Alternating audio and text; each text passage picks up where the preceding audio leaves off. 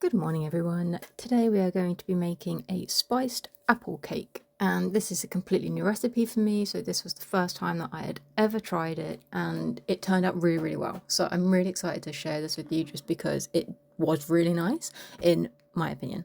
So the first thing that I started with was cutting up some apples. These were Gala apples, Braeburn apples, and then two green ones that I just found in the house.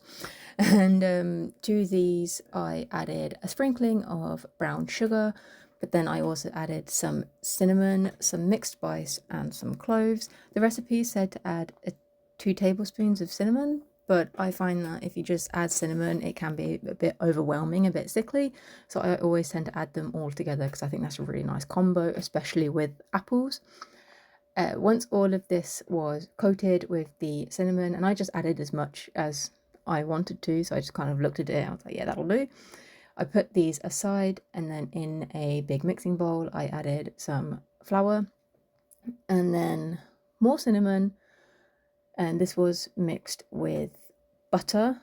So these are all mixed together using my hands until it resembled somewhat of like breadcrumbs. To this I added some sugar, and it was 60 grams of brown caster sugar and also 40 grams of demerara sugar. In the recipe it just says brown sugar, I think, but this is what I had available, so this is what I used.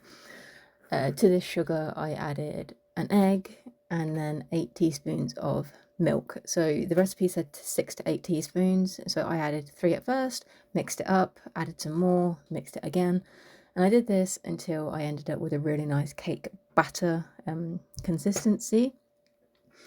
Once I had the right consistency, I then folded in the apples. I did this in 2 batches just because I wasn't sure how many of the apples that I actually wanted to add into the mixture. So I did eventually end up using all of them, mixed up until it was fairly evenly throughout all of the batter.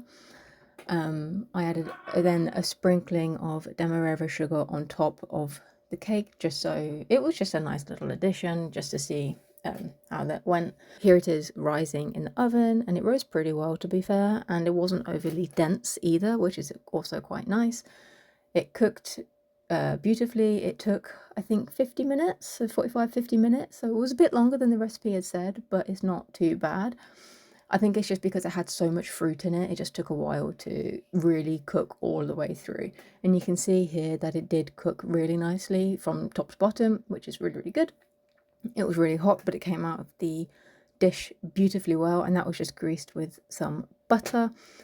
Here I am cutting it, just cutting off a little bit off the side, and it's just showing that it is cooked all the way through, and the apples are spread out really nicely throughout the cake from top to bottom. They haven't all settled at the bottom. So it was really tasty, and if you follow this recipe, I really hope you enjoy it because it was really good. So thanks for watching, and I'll see you in the next one. Bye guys.